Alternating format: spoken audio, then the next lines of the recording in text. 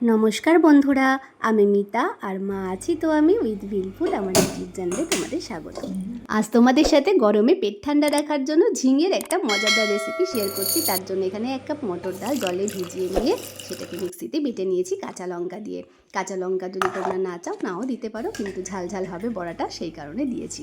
এবার পেঁয়াজ কুচির সাথে এই ডালের ব্যাটারটাকে ভালো করে মিলিয়ে মিশিয়ে নিতে হবে। আর এর মধ্যে দিয়ে দিয়েছি একটুখানি কালো জিরে, দিয়ে দিয়েছি ভালোবেসে পরিমাণ মতো লবণ, আর দিয়ে দিয়েছি পরিমাণ মতো হলুদ।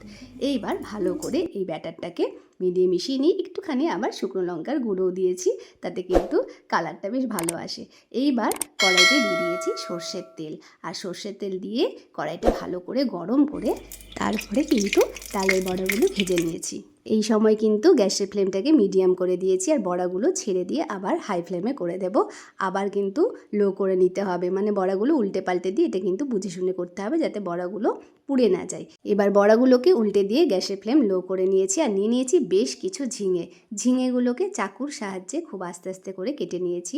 আর সাবধানে কিন্তু কাটতে হবে, কারণ ঝিঙের খোসাগুলো ভীষণ শক্ত, ভেতরটা কিন্তু একদমই নরম তুলতুলে, কিন্তু ওপরে খোসাটা ভীষণই শক্ত। আর নিরামিষ দিনে কিন্তু তোমরা এই ঝিঙের রেসিপিটা ট্রাই করতে পারো, তখন বড়ার মধ্যে পেঁয়াজ না দিলেও চলে, আমি আজকে পেঁয়াজ দিলাম। যাই হোক, এবার আলুও কেটে নিয়েছি, আর এদিকে বড়াগুলো দেখো প্রায় ভাজা হয়ে গেছে। গ্যাসটাকে মাঝে মাঝে বাড়িয়ে কমিয়ে এইভাবে কিন্তু বড়াগুলো ভাজতে হবে যাতে খুব বেশি পুড়ে না যায়। আর বড়া ভাজা হয়ে গেছে, এবার ওই তেলের মধ্যেই দিয়ে দেব আলু জল দিয়ে ধুয়ে। আলুগুলো ভাজা হতে থাক, এদিকে জায়গাটা একটু পরিষ্কার করে নিই। ঝিঙের খোসাগুলো কিন্তু বাটা খাওয়া যায়, কিন্তু আজ আর করবো না, কারণ আমার তো জানোই গাছ আছে, গাছের জন্য কম্পোস্ট তৈরি করতে হয়, তো সেই কারণে সেগুলো নিয়ে নিলাম। এদিকে মনে হচ্ছে ঝিঙেগুলো একটু কম হয়ে গেছে, তাই আবার একটু চিচিঙ্গা অর্ধেকটা মিশিয়ে দিলাম। এতে কিন্তু স্বাদের কোনোই পরিবর্তন হবে না, খেতেও খুব ভালো লাগবে। অল্প একটু চিচিঙ্গা ভেজে নিয়ে তার মধ্যে ঝিঙেগুলো দিয়ে দিয়েছি, আর 1 চামচ দিয়ে দিয়েছি আদা বাটা। আদা বাটা দিয়ে ভালো করে নাড়াচাড়া করে এর মধ্যে দিয়ে দিয়েছি পরিমাণ মতো ভালোবেসে লবণ, আর ভালো করে নাড়াচাড়া করে এর মধ্যে দিয়ে দেবো পরিমাণ মতো হলুদ। আর হলুদ দিয়ে ভালো করে নাড়াচাড়া করে এর মধ্যে দিয়ে দিয়েছি কাঁচা লঙ্কা চিড়ে। কাঁচা লঙ্কা তোমরা কিন্তু ঝাল যেমন খাও সেই অনুপাতে দেবে, খুব বেশি যদি না খাও সেইভাবে দেবে না। এবার দিয়ে দিয়েছি 1 চামচ জিরে গুঁড়ো দিয়ে ভালো করে নাড়াচাড়া করে 1 চামচ ধনে গুঁড়ো দিয়ে দিয়েছি।